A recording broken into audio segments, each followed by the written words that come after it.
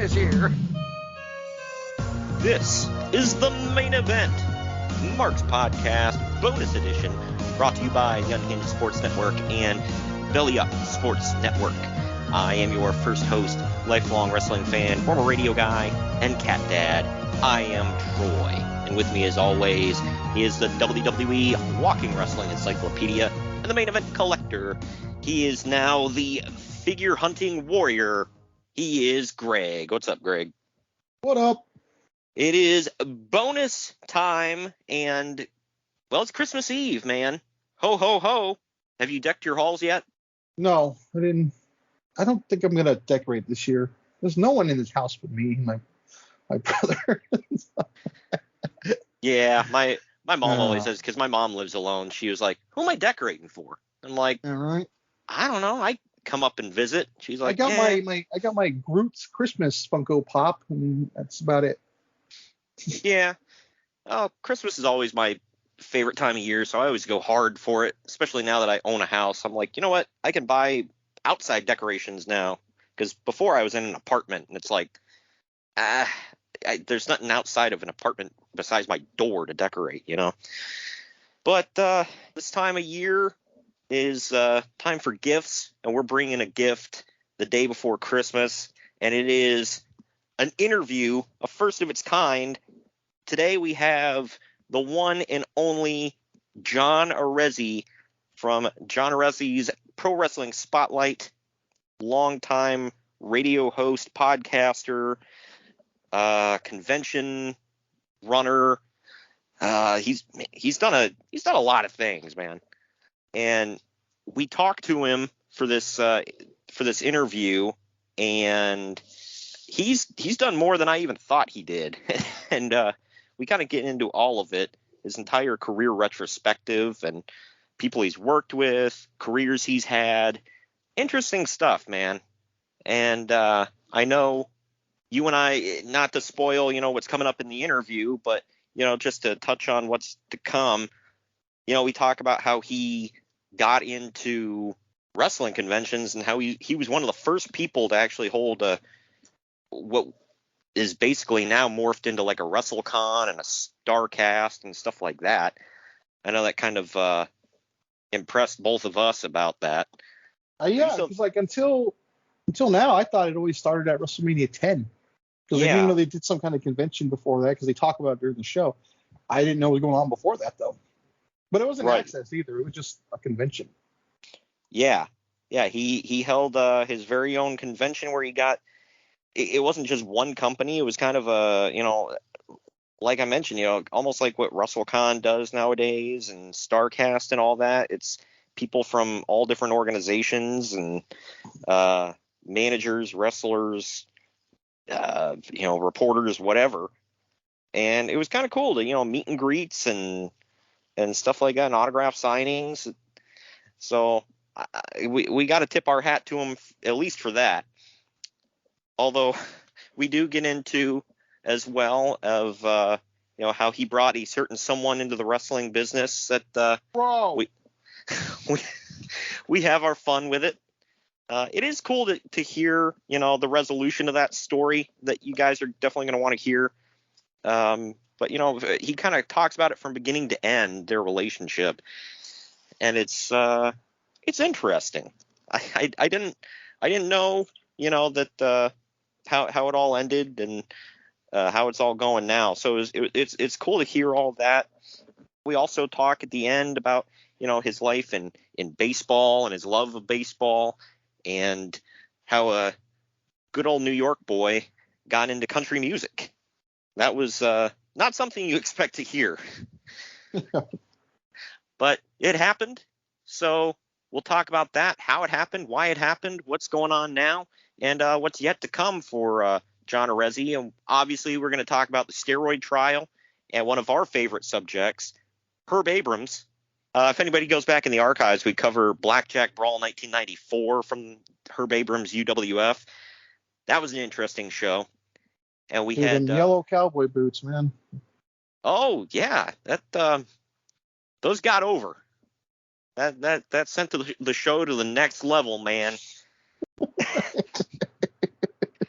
yellow cowboy boots that if we didn't know about that going into the show, we never would have even noticed.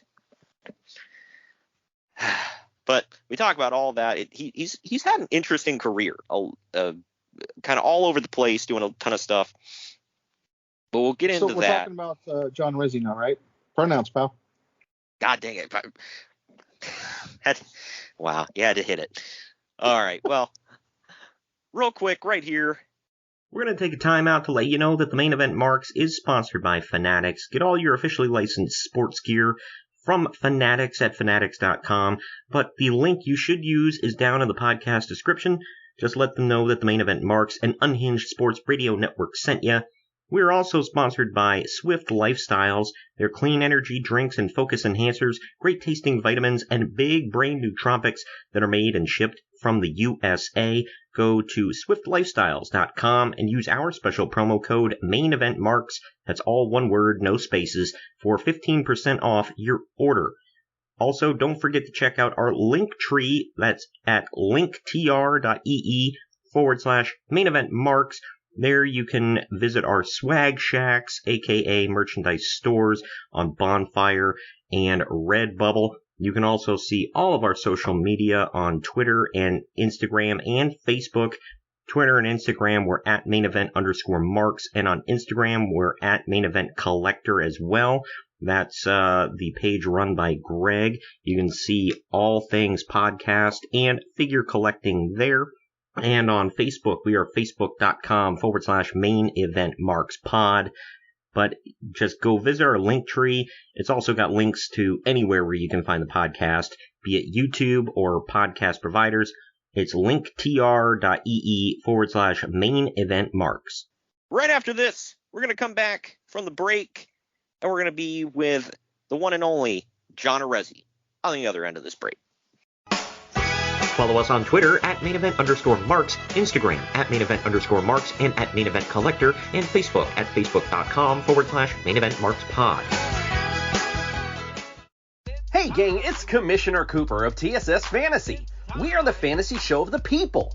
Expert fantasy advice, free contests, leading expert medical and legal analysis, and most importantly, you. Interact with us on all social media platforms or check us out at tssfantasy.com. You can hear us on Spotify, Apple and Google Podcasts, iHeartRadio, and many more. Check out the fun today and be a part of the most interactive fantasy show around. TSS Fantasy, the fantasy show of the people. Hello everyone, my name is Ryan McCarthy and I'm the host of the No Credentials Required podcast. Start your work week with the Monday Drop-In, where I talk about the sports beat in the Capital District, also known as the Mighty 518, as well as Metro New York sports from an upstate point of view. I also give a life lesson from a weekly sports story, so you might learn something from that. I also have a midweek podcast where I interview different sports personalities and talk about a wide array of topics. Take a listen and subscribe on your preferred podcast app, including Apple Podcasts, Spotify, Spreaker, Google Podcasts, Amazon Music, and iHeartRadio. Also check out our social media channels on Twitter and Instagram, BellyUpNCR, and Facebook.com/BellyUpSportsNCR. We're a part of the Belly Up Sports Podcast Network in association with Godzilla Media. No credentials required, where you don't need a press pass to talk sports.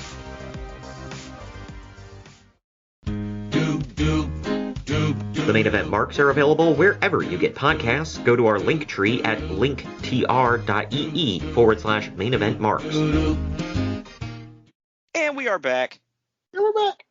All right, we are here today with the great John Arezzi, who has been around wrestling and baseball and country music, and well, he's done a lot of stuff out there. How you doing today, John?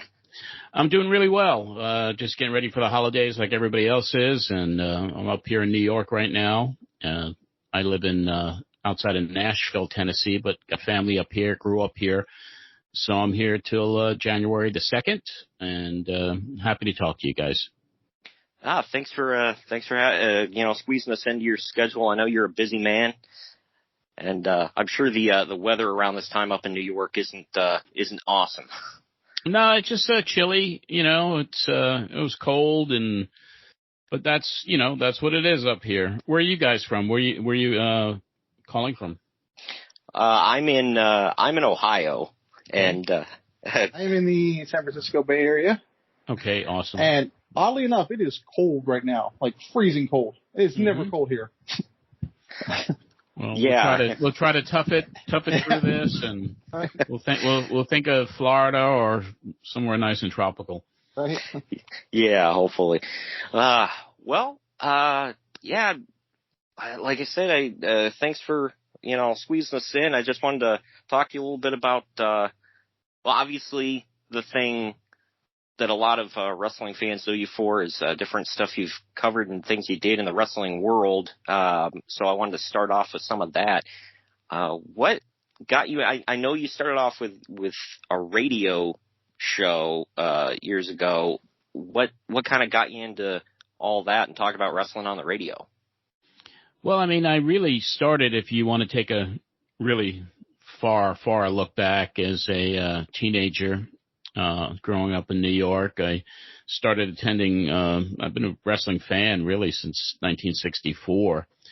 When I first started years old, I started going to live shows, and started a fan club for Fred Blassie, in 1972. And then it kind of segued into, a ringside photographer for all the newsstand wrestling magazines as a teenager. So, did that, really 75, 76, 77, 78. Got into the ring for a couple of matches in early 78 and started a radio show in college called Pro Wrestling Spotlight in 1975. And when I left wrestling to start my professional career after graduating from college, I wound up getting back into wrestling in 1989, and that's when I started the terrestrial commercial version of Pro Wrestling Spotlight out on Long Island in April of '89. Wow, that's a lot in a short span of time. Yeah, and now here you are. It's going into 2022, and I really just got back into wrestling at the end of 2018, and now am more looked at as a historian than anything else, and I'm doing a number of things in the business now. So it's been a full circle ride for me, from starting off the first professional thing I really did as a teenager. And now here I am, not too far from retirement, and I'm back in it. Wow. Yeah, that's, I'm sure it's cool to kind of look back at some of the stuff you did now, especially with Pro Wrestling Spotlight being on a podcast form instead of like regular radio. You look back at a lot of the stuff. I know you play, it's new audio combined with old audio, right? Yeah, correct. I mean, what I do now with the podcast, it's called John Arezzi's Pro Wrestling Spotlight. And each week, my co-host, Bob Smith, who has a storied career as a newsstand wrestling journalist, as a managing editor for all the After magazines years ago. And Don Liable, who was with me years ago, is back. And we basically go back 30 years to the week, and we look at what the radio show covered 30 years ago. So right now we're covering the period of December of 1991, which is 30 years ago. And it's really cool to kind of look back, and I saved all the shows back that I did years ago, and it's kind of cool each and every week to relive the history and hear the guests that were on at the time who were, a who's who in wrestling, and covering the hard news of the day, to having some wonderful guests and callers. So it's really a very nostalgic look back at the history of Pro Wrestling Spotlight from years and years ago. Now, I know I had heard you in an interview at least one time say that you like to cover, like, the news part of it, the facts, and kind of take a news approach to it, not necessarily a quote unquote entertainment approach to it. Mm-hmm. Have you seen that kind of change with quote unquote wrestling media through the years? Oh, it's changed totally from the time I first got in the 70s, which was all kayfabe. And so that was that part of journalism. I mean, it was just all kayfabe, and the business wasn't really the way it is today. And even when I started Pro Wrestling Spotlight Radio in college, it was, all kayfabe. It was following storylines, talking about, the feuds of the era. And the show really didn't start turning into an insider, hard-hitting news show until terrestrial radio back really, if you look at it in 1989, so I've been covering it as a journalist through those years, and now I'm just kind of a historian, as I said. Yeah, I respect the more like we talked about people like you brought up the Apter mags and everything. Like, you never hear a bad word about somebody like Bill Apter. Nobody's like, man, he talked bad about me and and whatever publication or something. So I definitely respect the more news-oriented take to things rather than, well, I heard from so-and-so that, this is definitely going to happen. Mm-hmm. We even, we joke on the show whenever because we like to cover old news and stuff like that and rumors, and we always say, well, # plans changed, So that's always kind of the go-to, it seems. But, getting into kind of going back a little bit, through your career, I saw, did you run those Weekend of Champions conventions or what, yes. What role did you play in those? Okay. Those were my concept, as a fan years ago and then covering the business. I always felt that the fans really never had the opportunity to get up close and personal with wrestlers. I was a fan of baseball card shows, and I used to go to those quite often to collect some baseball memorabilia, to get some autographs. And I was like, boy, wrestling doesn't have anything like this. It would be really neat if somebody did it. And I was like, well, why not me? So in 1990, I started the concept of the first real I would have to say memorabilia autograph show, getting guys close to the wrestlers. That first convention, I had booked Sting, who had just won the NWA title from Ric Flair. Terry Funk was at that first one, Ricky the Dragon Steamboat, Bruno Sammartino, Cactus Jack. So there was, that started it. And I ran those conventions from 1990, and the last one I did was in consecutive years of thousands of people attending Weekend of Champions and meeting, some of the biggest names in the history of the business, from Ric Flair, who did his first autograph show in 1991, to the original Sheik, who did his only autograph appearance in 1993, and just a who's who of who was in wrestling at the time. I was able to bring the fans close to these performers. That's awesome. So you were like Access before it was Access. Yes. Yeah. They Access started just when I was kind of getting out. They thought, you could tell people copycat, people copy some ideas. And of course, the resources that WWE has are enormous. And they started an absolutely amazing concept. WCW also, on a smaller scale, did some of those, and now here you are all these years later, and there are literally wrestling fan conventions almost every weekend somewhere in the country. Yeah, I would have loved to go to yours, because I do prefer to see multiple different people, which is why I frequent WrestleCon when I go to WrestleMania, for that reason alone. I just feel they're a lot more personable. Access is fun, but here's your autograph, nice to see you, bye. There you go. I mean, and the WrestleCons are tremendous. And I mean, look how they've grown. I'm amazed when I go to an event like a WrestleCon, which I went to a couple of years ago before the pandemic.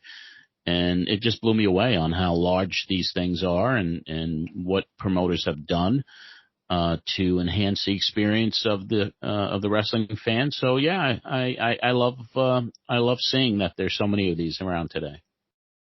Yeah, I mean, it just adds to entire weekend. I can't go to WrestleMania now without going to WrestleCon. That's just the thing. Exactly. So thank you, I guess. I'm going to say it was you. Well, it was, I never thought that the concept would take off the way it did. Well, maybe I did. I mean, but it's just really something that I think to this day is just something really unique that wrestling has over even other sports. Yeah, I mean, I've been to UFC events, and I don't see them at UFC. Right. So that would be nice too. Yeah, and we're hoping to go to like a maybe All Out this next year, and hoping that maybe like Conrad Thompson brings back Starcast again. I believe he's going to do that Labor Day of 2022. Excellent. Wow. Yeah, so we'll have to look into that, because I'm not being in Ohio, West Ohio. I'm not far from Chicago, so that's an easy drive. And I have had discussions about doing another convention, 30-year anniversary of Weekend of Champions, and that would be in the summer of 2022. So if everything falls into place the way I hope, we'll have a huge 4-day convention in Atlantic City, New Jersey. Oh wow! Oh, that's awesome.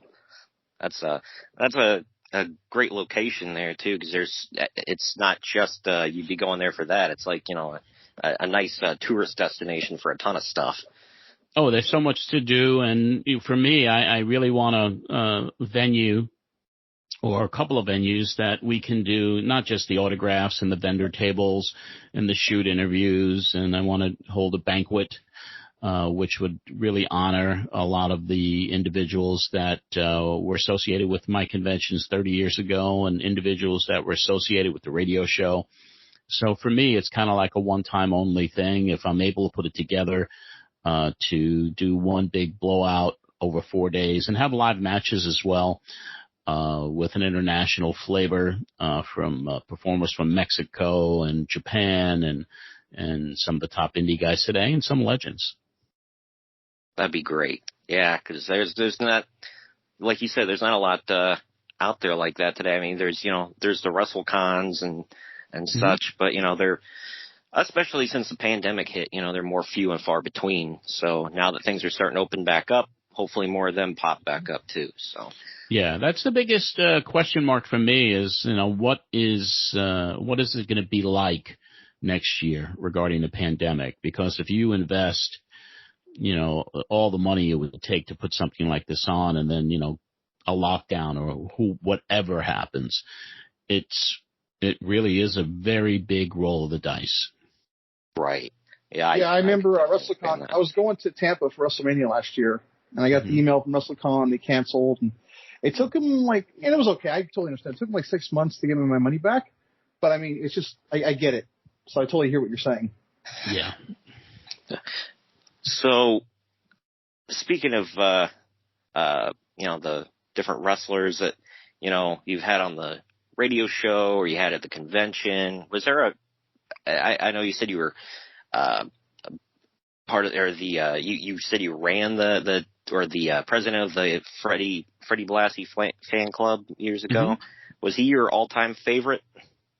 I would have to say he was. Freddie was the top of the list. It was one of the best heels ever in professional wrestling, and heel on the East Coast, babyface on the West Coast, and then became a manager and just had a storied career. So when I go into my top wrestlers of all time, Freddie's right up there, and then there's Bruno Sammartino and guys like John Tolis and Don Leo Jonathan, and just guys that were just so amazing back then. And Mick Foley, current day, if not current day because he's not performing anymore, but later on he became probably my favorite in his era. Was there a favorite interview that you had with anybody in the wrestling business? I'd always have to put Mick Foley near the top of the list, and Paulie Dangerously, or Paul Heyman as he's known today. But those two individuals were probably the most frequent guests of Pro Wrestling Spotlight. They both appeared on the show on a regular basis, and listening to the tapes today and analyzing those and laughing along with what happened back then, those were the two guys that I would say were the always fun and always great interviews to bring on Pro Wrestling Spotlight. Yeah, I could imagine that. Was there any that may have went off the rails, or that you thought, this is going to be great, and turned out it was like, it's just okay? Well, I mean, there's a lot of that, because the show really evolved into a place where guys would come on and shoot on other people, and the shows that we're actually broadcasting or taping over the last week or so, we're covering Christmas, the Christmas episode of 1991, and I had Missy Hyatt on as a guest. Mick Foley was in the studio, Cactus Jack, and Missy was going out with a guy named Jason Hervey, who was a star of the Wonder Years and then became Eric Bischoff's partner. And that was a little bit of cringeworthy for me, because they were just, she had been married to Eddie Gilbert, and she started saying things about him. I mean, so there are things like that you got to try to reel them in. And sometimes it was difficult to do that, but there was a lot of interviews which I wish went better, but there were hundreds of them. So, I mean, it's hard to really choose that there's one that really stands out. And the ironic thing is that I haven't really heard any of these shows in 30 years. So every time I upload one for review on the podcast, it really opens up this, it's a flashback of the past for me that I'm reliving. It's almost like reliving your life each week when you hear something that you did 30 years ago and hadn't heard it for 30 years. Right, puts you right back in that time period, I bet, that state of mind. Well, yeah, I mean, 1991 was just the year of the steroid scandals in the WWF, and then in the beginning of 92, you had the sex scandals that took place. I had brought Vince Russo in as a partner in 1991, and then we had a very public breakup in 1992. So it's really an episodic look back at the history of what happened 30 years ago, covering the biggest stories that were going on at that time in pro wrestling. Well, that kind of brings me into one of my questions. I was listening to I don't know how recent the interview was, but I was listening to an interview that you did on Jim Cornette's podcast, where he jokingly called you Patient Zero for Vince Russo. Yes. So you brought him in, didn't you? Yeah, I did. Vince was a guy who ran a couple of video stores on Long Island, and I was introduced to him by one of the listeners of the show, and he started advertising his video stores with me in the middle of 91, and then he wanted to get deeper involved in wrestling. He had a journalism degree, and his video stores were beginning to go under because Blockbuster Video was taking over the market. So, he convinced me that we should be partners and do a newsletter and then take the show to a much bigger radio station in New York City. But Vince and I just had a really cool chat on Pro Wrestling Spotlight. I brought him back to analyze what we did 30 years ago and how we got into the business. And back then, we really didn't quite understand each other. I mean, he wanted to cover the wrestling business for the entertainment value. He had no idea about all the inside stuff I was covering. So it was kind of a partnership that really shouldn't have never happened. And ironically, we never even talked about all of this 30 years ago. We talked about it now. So in episode 7 of the Pro Wrestling Spotlight podcast, Vince Russo was on, and we kind of go over how the origin of us working together. And then in 92, that's when the split up happened. So Vince is somebody that I didn't talk to for many, many years. We had a really bad public, not a good breakup partner-wise, and but we kind of made amends at the end of 2018, and now, I am in a good place with the relationship. That's always good to hear, because there's so many people that hold so many grudges in the wrestling business, and especially with Vince Russo. Yeah, he's polarizing. Cornette is polarizing to a lot of people, but Jimmy is one of the best at what he does. He's an entertainer. He's incredible. Just a genius, a historian, and just one of the true legends of the business. And I love listening to his podcast. It's 2 podcasts, actually. I just enjoy them very, very much. And Jim was a friend of mine years and years ago, and the only thing bad he could really say about me is that I brought his nemesis into the business. Oh yeah, and it's always entertaining, hearing the bickering back and forth between the two shows, even though it's almost like almost like in the territory days when, you know, you knew two guys in completely different territories were never going to meet, and they would keep taking jabs at each other on TV. And it's like, you know, it's just talk, because they're never actually going to get face to face, you know? Yeah. So, you had mentioned the steroid trial, and the sex scandal and everything. I mean, was the steroid trial the biggest story you covered in wrestling, or can you think of a bigger one? Steroids were one of the biggest stories I ever covered, because it was such a long period of time that I was knee deep in the middle of all of it. And that's from breaking the story about Dr. George Saharian going on trial and covering that trial in Harrisburg, Pennsylvania, following up week after week on the radio show. And then it explodes again after Hulk Hogan lies on Arsenio Hall, and then Billy Graham and Dr. D. David Schultz come out with allegations about them personally shooting him up with steroids for many years. And so it was an all-encompassing time period and then, you know, it segued right into the sex scandals in the beginning of 92, and that was a horrific time period as well. Because during that time it was, you know, they had brought in Jerry Jarrett into WWE. Do you fall on either side of that? Of, well, if Vince went off to jail, they were going to put him in charge or anything? Did you have an opinion on that? Well, I think it was just a safety measure to bring Jarrett in case Vince was convicted by the federal government, who, you know, botched the case in so many different ways. So he had to prepare just in case he was going to be found guilty and serve some jail time. But he was looking out for the for the safety of his company to try to keep it going. And at that time, it was a very perilous situation. Attendance was down. He was on trial.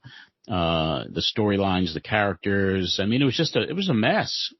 But lo and behold, I mean, he came through it with flying colors, and then, you know, started changing the way he pushed wrestlers, not really focusing on the big steroid monsters, and really kind of concentrate more on the work rate of guys like Bret Hart and Shawn Michaels. And then, of course, Russo comes in, and then the Attitude Era begins. Now, I saw you on what actually made me think, you know, because I had heard, I knew who you were, but, you know, when I watched the season finale of Dark Side of the Ring, it kind of brought you more to the forefront of my memory again. It was like, you know, that is somebody who you were on my bucket list of like people I wanted to get on the show. And, so, I saw, you were on the season finale, Dark Side of the Ring. We've made it known it's one of our favorite shows, me and Greg. We never miss an episode. And you were obviously on the season finale talking about the steroid trial. What was that whole experience like of being on the show and kind of getting in contact with them? Well, they reached out to me, and I had an existing relationship with Darkside because I participated in the Herb Abrams episode. That's right. Yeah. That's one of my favorites, by the way. Yeah, that was, Herb was an interesting guy, and I helped him set up his New York run and helped him with his first few shows up in the New York area, but he was a nut. And but Darkside, covered him, and that's how I got to meet Jason and Evan. And then when I knew they were doing a steroid episode, they knew about my archives and all the stuff I've documented and kept, and how heavily involved I was in the coverage of that story. So it was a no-brainer for me to do that show with them. And we taped my interview down in Florida in the beginning of this year. Because of the pandemic, there was a lot of different travel restrictions, so I had to drive down to Florida and do the interview there. But I'm happy with the way it turned out. I'm happy with the way they covered it. And aside from what Jerry McDevitt said about me, he'll have his opinion, and I'll have my opinion on what was going down at that time. But at the end of the day, when I look at the show, I feel good about it. I will say I was shocked when I found out that they got Jerry McDevitt for that show. I was like, whoa, he's doing an interview on a wrestling show? They were shocked as well. When they reached out and he said he'd do it, that was a great get for them to get Jerry on there. I can assume that was one of their white whales. It's like, whoa, okay. Yeah, absolutely. I mean, he really hasn't done very many public interviews, and he was so good at that trial, and he's one of the best attorneys there is. I mean, he's a smart, intelligent guy, and he's been with Vince for many, many years, and he proved his worth alone during that trial. Yeah, we joke that I'm sure Vince McMahon probably bought him at least 3 houses along the way. Very large. I'm sure that he's made quite a bit of money working with Vince. Yeah, that's just for the steroid trial. Yeah, right. He may owe that man his life. Yeah, I mean that they have a very deep friendship, and not just a professional relationship, but Vince cares about him. He took care of him, and you don't have a lawyer by your side for as many years as they've been together unless the relationship is beneficial for both of them. Yeah, I can imagine. And since you brought up you were on the Herb Abrams episode and talked about that, I mean, we had covered, what was the one they did out in Vegas? The Blackjack Brawl. Blackjack Brawl, yes. Yeah, I was kind of shocked about just the quality of the show and the lack of people in the audience. I went, wow. It was an interesting watch, but we mainly watched it back and talked about it for just to be able to talk about Herb Abrams. I mean, what was it like interacting with him in the past? Well, he had his demons. He was a guy who thought he was going to take over the wrestling world, and he had a lot of personal demons that really were one of the reasons why he didn't succeed. The Blackjack Brawl, I mean, who knows what he was on that show, but he was high as a kite. And he was a guy who lied a lot, who said he had this guy under contract or that guy under contract, and he had a lot of checks that bounced all the time. He ran his business in a very, even for wrestling standards, outrageous the way he ran his business. And he really had the potential to do some really good stuff because he had a great roster. But the lying, the drug abuse, the drug problems, the financial situations, the bouncing the checks. He was kind of this little guy that just called himself Mr. Electricity. And he was just a very unique individual, one of the most unique individuals I ever met in the entire history that I've been associated with wrestling. The one thing I found unique about the situation there with him was no matter what anybody said about, like all the demons that you're talking about he struggled with and everything, nobody had a bad word personally to say about him.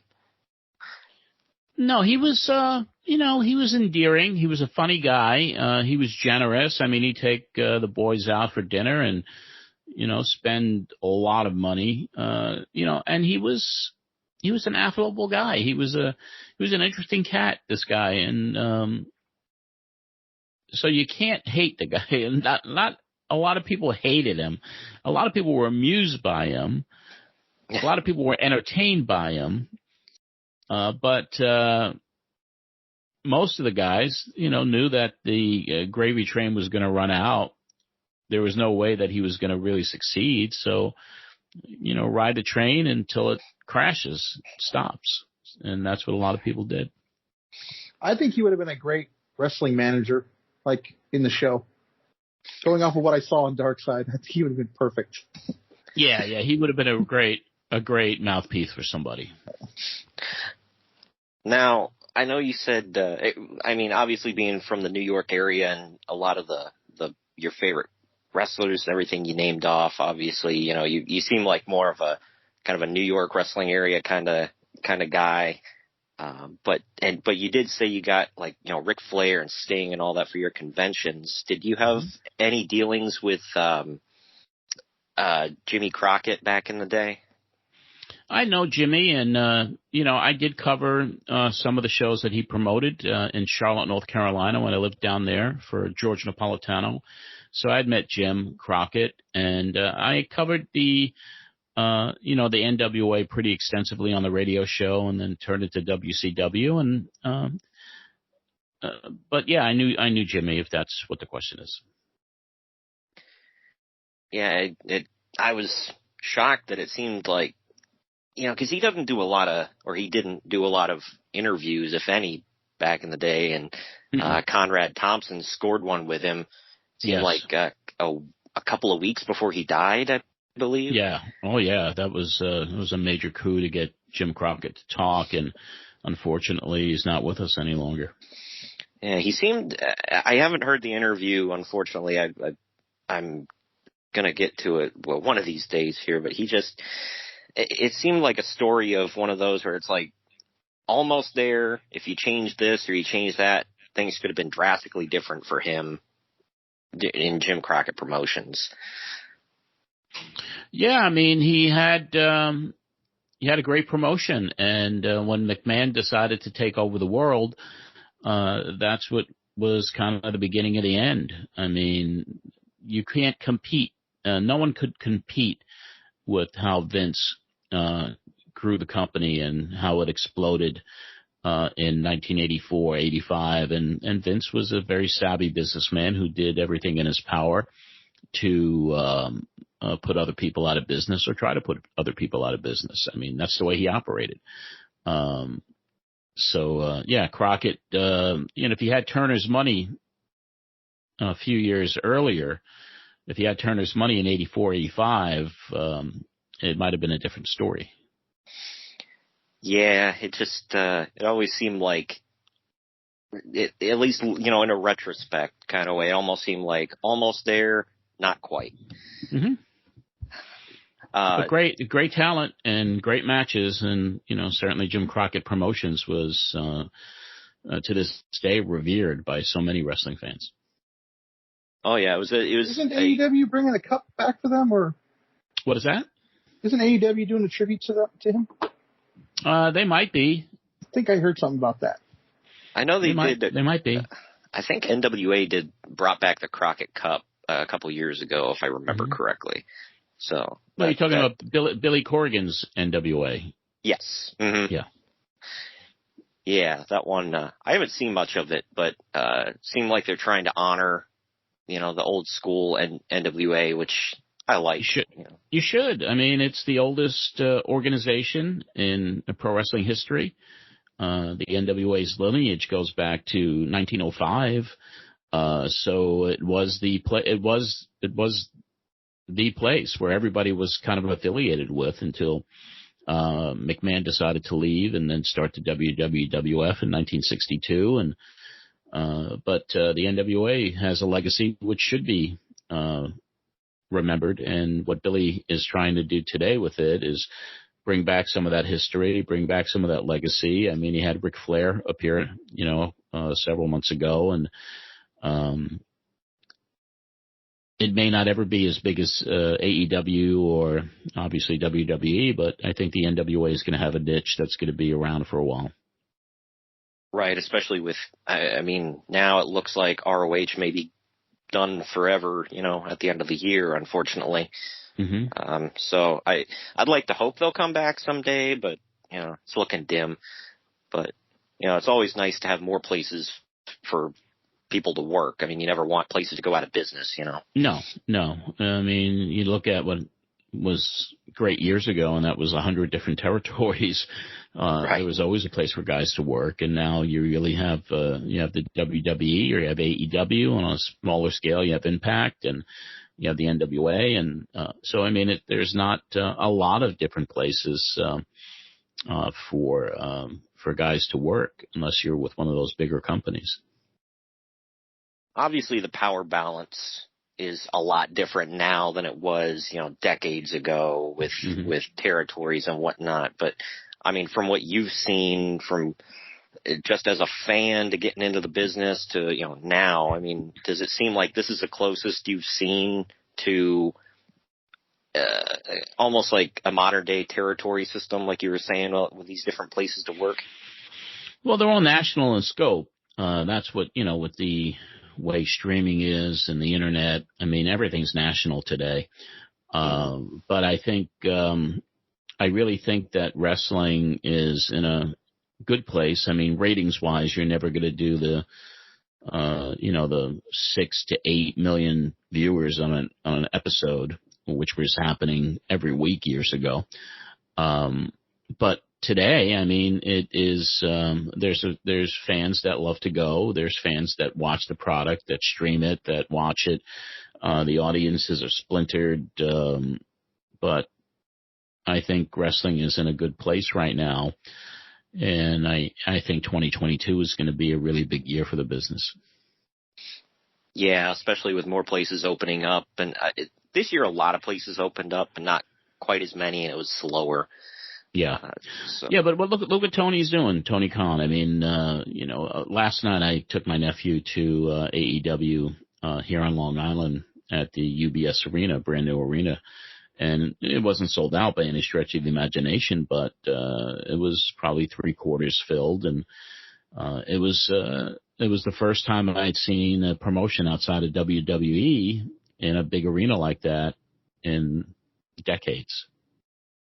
Yeah, that's the one thing, because I'm only 31, so when WCW died, I was I was 10, so I had never got to see WCW live.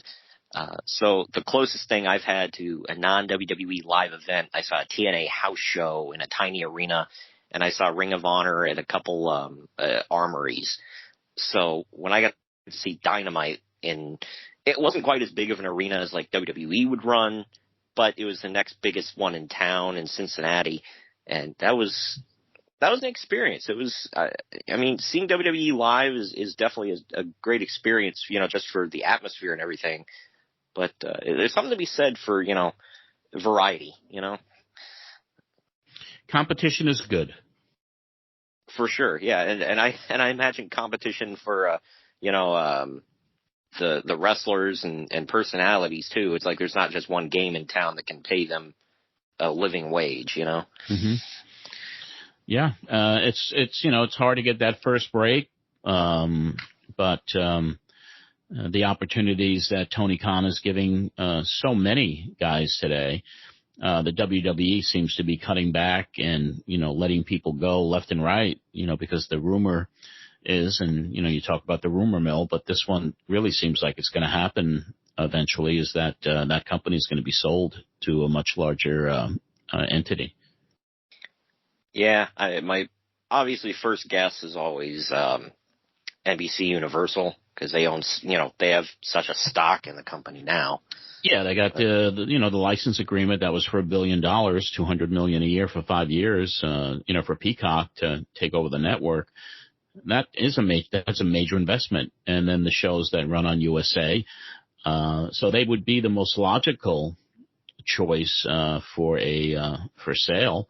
But there are other players out there. You have your Disneys of the world that, ABC and ESPN, and you have Fox is another big player, or it could be a Netflix. It could be a number of different companies that are media companies today that might look at the WWE as an attractive acquisition. I think I heard something about Amazon Prime too, perhaps. That would be another player. Yeah. Jeff Bezos has enough money to buy and sell Vince McMahon 20 times over. Yeah. And WWE. Well, on Apple, by the way, too. That's a crazy one. Well, that's another one. I mean, there are so many. I mean, that's the interesting part of all of this is, how valuable that they look at a wrestling entity. I always look at NBC Universal and Disney as primary candidates for an acquisition because of the ability to monetize the intellectual properties, perhaps at a theme park. That would be a WWE-based theme park, a real museum Hall of Fame type of situation.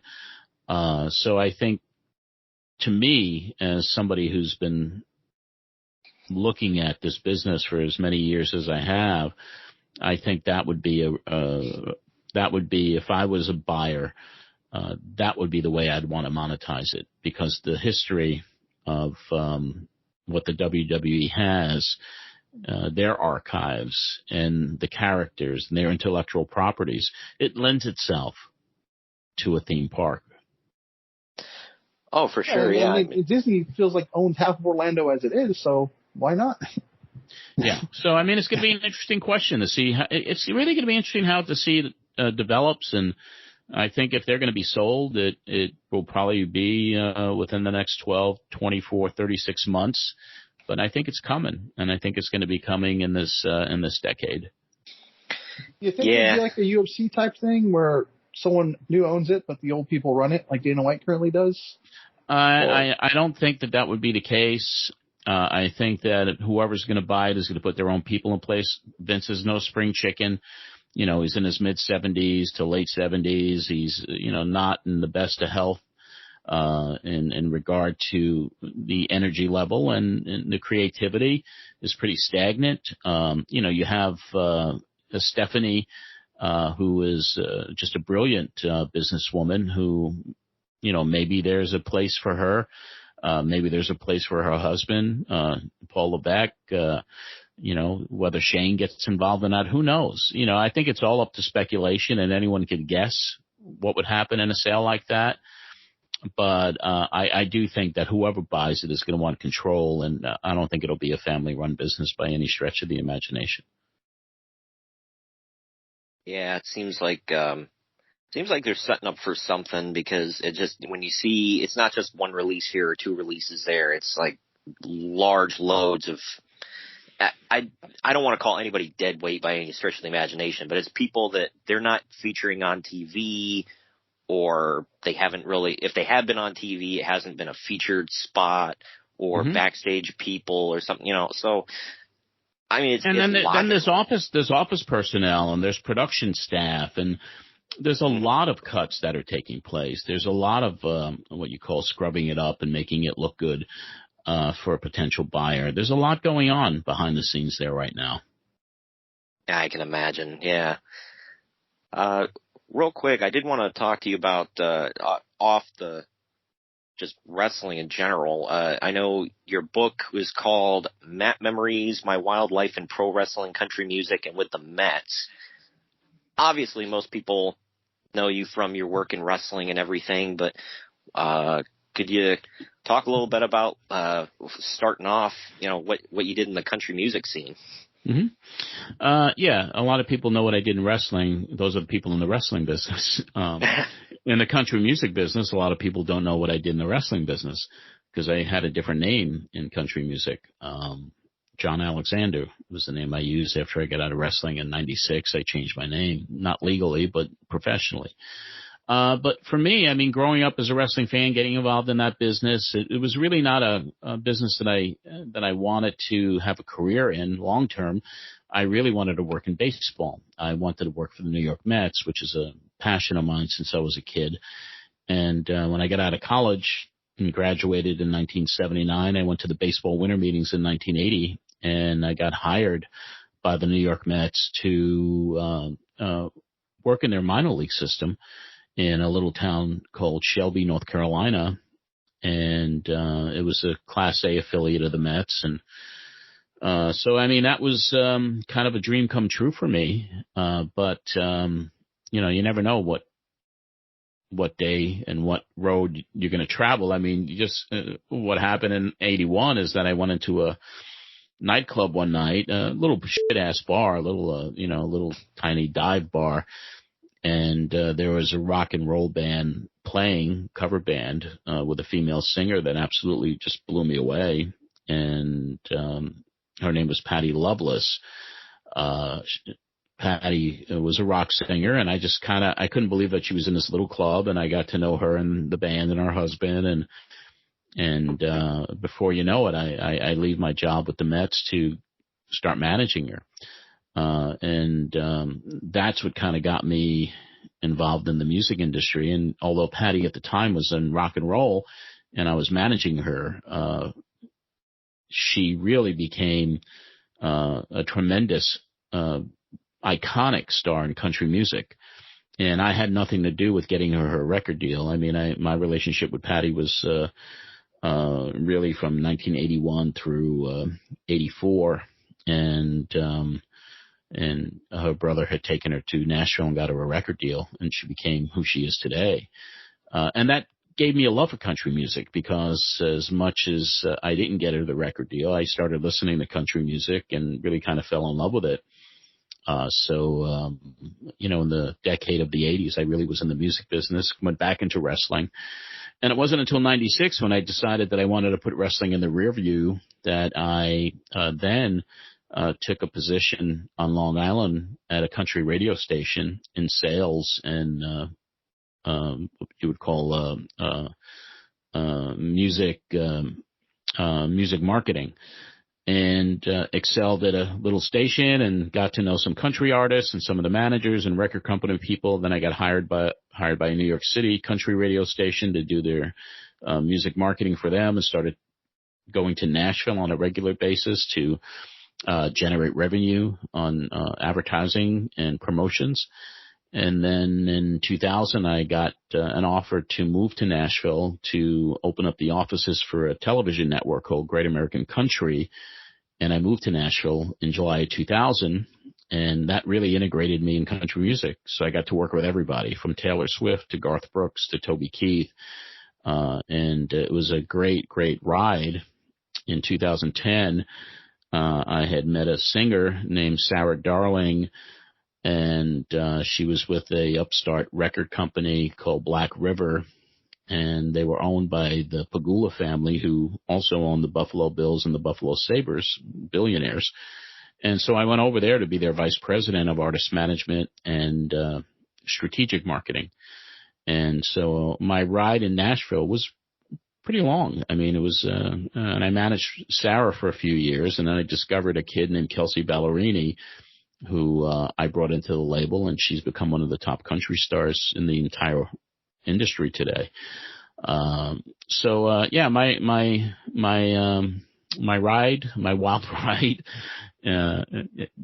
did take place with country music, with wrestling, a cup of coffee and baseball, which was kind of the best tasting cup. I love baseball, and I'm still most recently involved in baseball. And when I was with the Mets in the early 80s, I shared a house with some ball players that were on the team. One guy is named John Gibbons, who was on the 86 Mets, and then he became somebody that was a coach, a manager, and managed the Toronto Blue Jays for 2 runs. Most recently, up until 2019, he was managing the Toronto Blue Jays.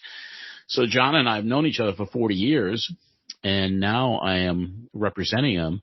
I just got him a book deal on his life. I just got him a documentary project. So I'm working on the peripheral of baseball, representing one of my dearest friends, John Gibbons, right now. So I still got that baseball fever inside me.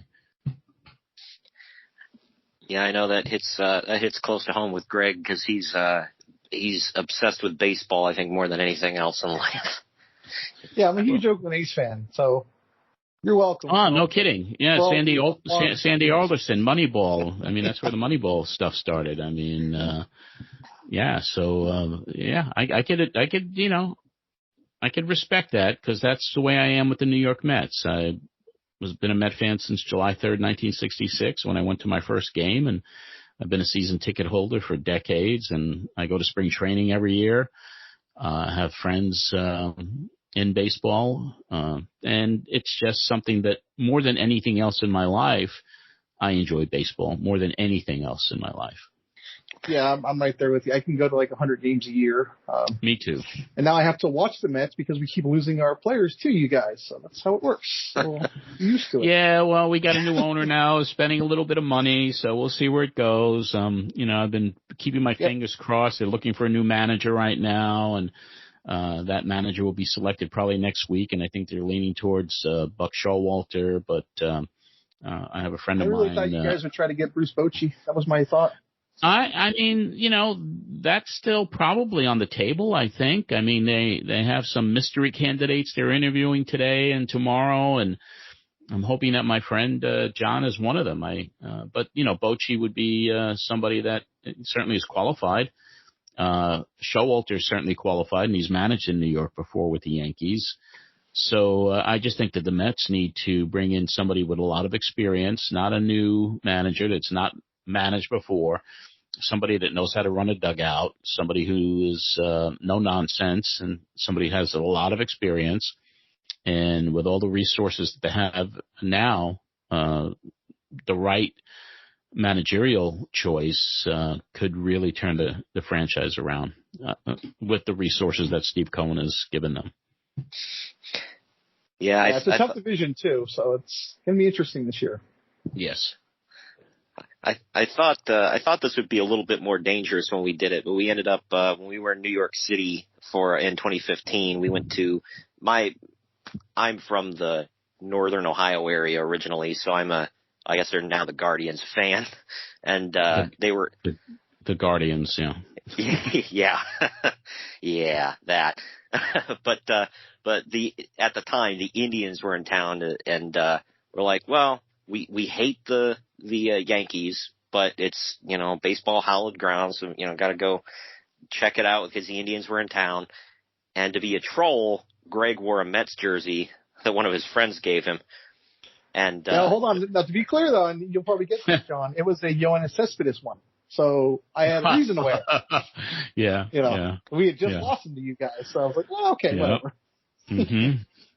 And the worst thing that happened was when we were in their little Hall of Fame area, and there's this guy just going nuts about, oh, look at this guy. And then he looks over at Greg and goes, hey, how many titles you got over in Queens? Yeah. We've always been the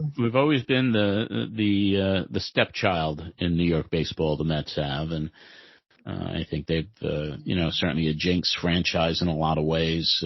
But the Yankees have always been the big boys, the big brother, and their legacy and their history and their winning is just there. So the Yankee fans get a little full of themselves, and I'm hoping that things kind of turn around with the new ownership and that we can begin to really show the fans in New York that are diehards. And most Met fans are diehards. They live and die with the team. And no matter what they say, I'm not going back, I'm not doing this, they always come back. They just want to see a winning team on the field. And I think the Yankee fans hopefully will be able to accept when the Mets begin to dominate in New York over the next few years.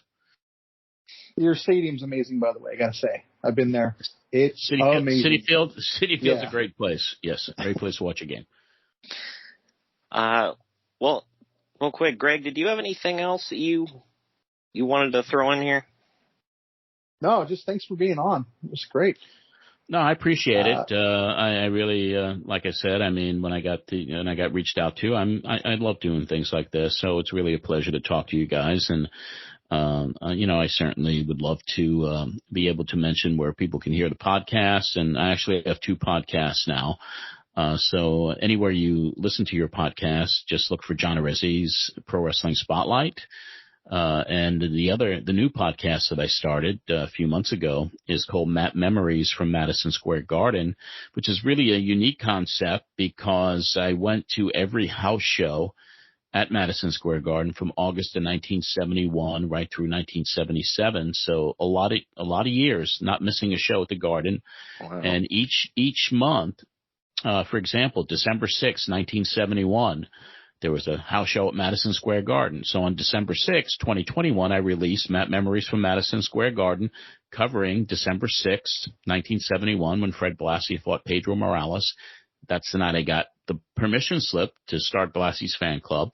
So each month on the anniversary of that Madison Square Garden show 50 years ago, I do a podcast talking about it with a couple of guys, and it's really a really cool look back at history. And I dropped the podcast at bell time, 50 years to the day.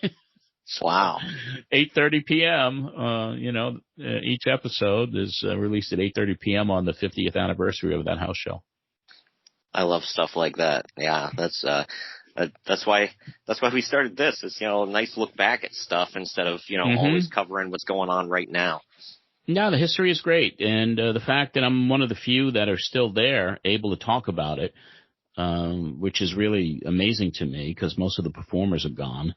There's not a lot of people who are around to talk about what happened at Madison Square Garden 50 years ago. So I think I'm in a unique place, and as long as I get enjoyment out of doing this, I'll be doing it. And the Pro Wrestling Spotlight podcast, we ended the show in 1995, so we still have 3 years to go. Wow. That's nice to have so much material to kind of fall back on and look back on. Got a lot of archives. Yeah, I can imagine. And obviously you, as we mentioned, you're an author. Where can everybody find your book? Matt Memories is available no matter, anywhere you get your books. Amazon. If you like the audio version, it's on Audible. It's Barnes & Noble. You just search Matt Memories. But if you'd like a autographed copy of it, a signed and numbered autographed copy by me, all you got to do is send me an email, john@mattmemories.com, and I'll get you that information on how to get a signed and numbered book. Awesome. And will do. Yeah. And you can find John on Twitter. It's at John Arezzi. And any other social platforms?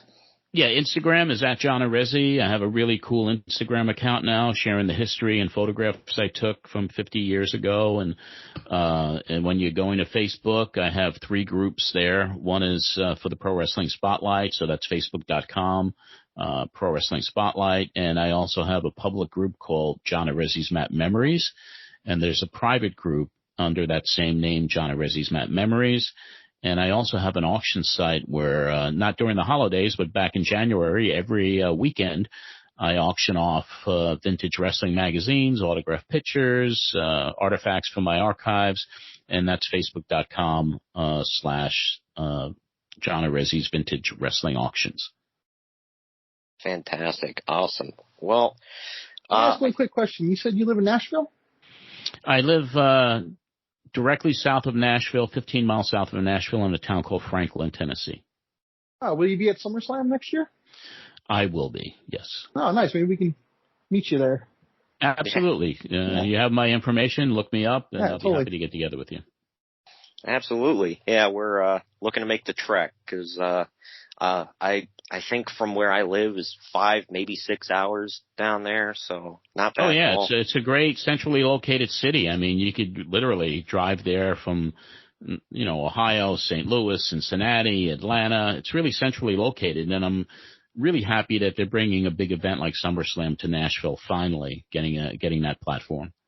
Yeah, that city's been on my bucket list for a long time. Yeah, Great I've only town. ever been to Pigeon Forge and Gatlinburg, but I Great love area. Tennessee. Yeah, Yes. Smoky Mountains and just really hokey touristy stuff. But I've spent a lot of time in Pigeon Forge, Gatlinburg, Sevierville. I've done a lot of business with them at Dollywood over the years. It's like a completely different world driving from even just Ohio down to Tennessee. So I can imagine going from New York down to Tennessee. Yeah, 20 years there now, 21 years I've been in Nashville, and, I come back to New York pretty often to see my family, but Nashville is a place that I don't see myself moving away from. It's just a beautiful part of the country. Yeah, I'm definitely looking forward to scratching that off my bucket list, and I know, Greg said he is as well. So, but yeah, again, thanks for being on the show. Like I said, you're a busy man.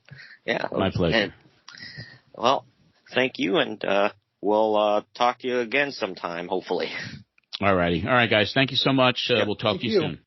But while we're winding down, we're going to go into our next break. When we come back, we're going to tell you what's to come next Wednesday on the podcast to close out the year 2021 and what you can expect going into 2022 here on the Main Event Marks podcast. Follow us on Twitter at @mainevent_marks, Instagram at @mainevent_marks, and at @maineventcollector, and Facebook at facebook.com/maineventmarkspod. This message is brought to you by Belly Up Sports. No, just kidding. This is not an NWO promo. This is just me, Kyle Sullivan, aka Shaggy Von Doom, the host of Here in Puckburg on the Belly Up Sports Podcast Network. I have a hockey podcast where we talk about hockey fandom and the love of the game and where that leads you in this game we call life. Why am I on Main Event Marks telling you about this? Well, what if I told you I had one half of the world's greatest tag team, otherwise known as the Main Event Marks, the one and only Greg, Superfly Greg. He was on, and he was talking about his love of the game. So you might want to come over and check that episode out. And if you like what you hear, you can check out the rest of our incredible episodes with our incredible hockey community, from PHF athletes, ESPN personalities, fathers of NHL players, and a whole lot more. Come by, follow the show, give a like, give a subscribe, and it'd be great to have you here in Puckburg. But enough about me. Let's get back to what you're really here for, the Main Event Marks, because they are the cream of the crop. Oh yeah. Good morning, good afternoon, good evening, and good night. My name is Thomas, and what's your name? I'm Alan. Alan. Oh, yeah. We're brothers. That's right. Yeah. Got the same mother and father. Your room was... We shared the room. Shared a room. We shared the room. Thought I knew your face. Yeah, we go way back, mate. Yeah. We should do a podcast then. We have. We do a podcast. We do a podcast. What's it called? The Roadcast. Yeah, that was planned. Yeah. Well. What do we do? Well, we cover all different things in the world of pop culture. We're talking about comic books, we're talking about professional wrestling, and we're talking about movies. Go back and watch classic retro wrestling events, the likes of WWE, WCW, and if you do like that, you can check us out on Apple iTunes, also on Podbean, Anchor, and on Podknife. Also check us out on Twitter at The Broadcast. That's BROKAST. Nearly stuffed up the ending. No, it's all right. Good on you. Yeah. Instagram also at The Broadcast Podcast. Remember, we don't spell it with a C. We spell it with a K. Sorry, mate. Take it easy. The Main Event Marks are available wherever you get podcasts. Go to our link tree at linktr.ee/Main Event Marks. And we're back. I had fun with this one. It was a very different format from what we're used to. I do too. And I'm looking forward to doing stuff like this. Hopefully we can score some more interviews in the future, get our name out there, and I'm working. I'm wheeling and dealing, trying to bring some people on to talk to us about their experiences in the wrestling business. But it's hashtag stay tuned. That's all I can say. But going from this, which was a unique and awesome show, to next Wednesday on the 29th, it was, it was unique. We're closing out the year 2021 with a kick in the ass. We're covering WCW Starrcade 1998. Well, all I can say is the ending of that show was shocking. Well, no, that'd be Fall Brawl 93. But yeah, I was shocked. Wow. Yeah, well, a certain somebody was shocked. I'll say that. Shocked. And, Kevin Nash is here to shock the world. But that is next Wednesday, like I said, December 29th, our last show of the year, WCW Starrcade 1998. And then it's into 2022, man. This will be fun. I'm looking forward to these shows.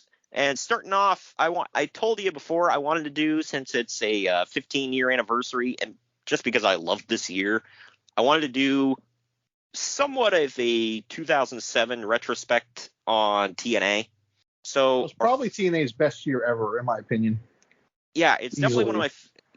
it's definitely one of my favorites. I mean, you had Kurt Angle going full time, you had Sting, Christian Cage, AJ Styles, Samoa Joe, tons of talent, tons of great stuff at the top of the card. How did that company not do better with all what you just said? Bro. It's insane, dude. I know. Like, look at that list again. Yep. Yeah, I know. Well, there's that, and then, if you hear anything about the mismanagement of, everything by Dixie Carter and Company. Seems to be a theme with great things going under. Yeah, I know, right? But on January 5th, our first show of the year. It's TNA Final Resolution 2007. Looking forward to watching that one. I don't remember the show off the top of my head, so it'll be fun to go back and watch. January 12th, it will be our first Royal Rumble of the year, and we're going a little bit more current yet again, like what we did with TLC last week. This one is WWE Royal Rumble 2017, Remember the Rumble. I only vaguely remember this Rumble, so it's going to be an interesting watch going 5 years back in time to check that one out. January 19th, we're going to go a little bit further back as we're going back in our way back machine to 1988 for the Bunkhouse Stampede Finals. Yeah, got to get some PBR for that one. Yeah, this one, not to spoil anything right away, but if anybody knows anything about the stuff, this was basically made as Dusty Rhodes' wet dream, and he won it. And when you win the Bunkhouse Stampede Finals, you get a big brass boot. So, yeah. Oh man, because every wrestler and their father was clamoring for that boot. Oh yeah, well, Road Warrior Animal was in the finals, man. Yeah, can you imagine the Road Warriors holding up that big brass boot in celebration? Why did we now mention cowboy boots twice in the past 2-3 minutes? Well, because there's a lot of cowboy boots back in wrestling's history, I guess. That's double main event week. For the bonus show that week, we are putting it on a poll. Ironically enough. Yeah, right. We're going to be covering one of these 4 subjects. We're either going to go with the NWO and WWE, their entire run in retrospect. Which isn't that long, so it's not like it's a big one. Yeah, right. And it didn't go out with a bang. It went out with a wet fart. And then there's WWE ECW. We'll talk about that, how it came to be, how it went out, and boy, did it go out. We can also cover the historic, the monumental, the groundbreaking Heroes of Wrestling pay-per-view. Yay, I guess? I don't know. Wasn't that Jake Falache the Snake Roberts? My God, yeah. That was, if anybody knows anything about that show, it was very sad from the very first bell to the very last bell. There was a lot of issues on that show, but it'll be fun/sad to look at and laugh at and all that. And finally, there's no change from our current format. That's good. Yeah, right. And the final option on that poll, bro, ironically enough, is Vince Russo's run in WCW from April 2000 to July of 2000. So it'd be part dose of what we did already with Vince Russo runs WCW ... into the ground. Why do I feel like that's going to win? It most likely will, but I like to give options. So whatever, any of these shows will be fun, and we'll keep the others in our back pocket. TJ's kind of liberal with the word fun today, I see. Fun in a torturous way, January 26th, to close out the month, it will be a pick by Greg. It will be WWF's Royal Rumble from 2001. We've covered underrated one.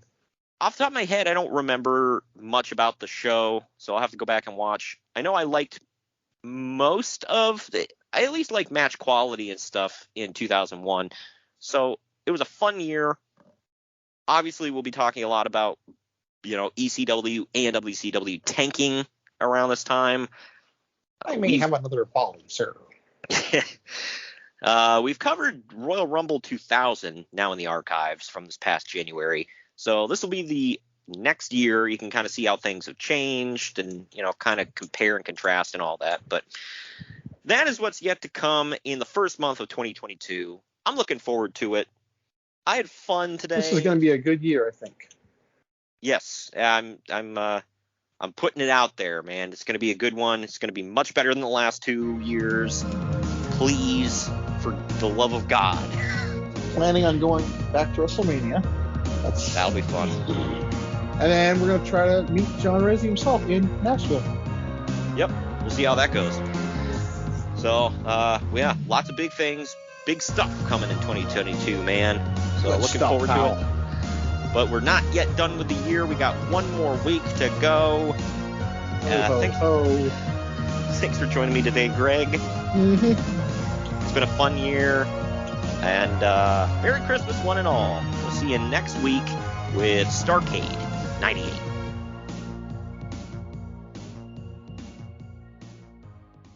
Ho, ho, ho, ho!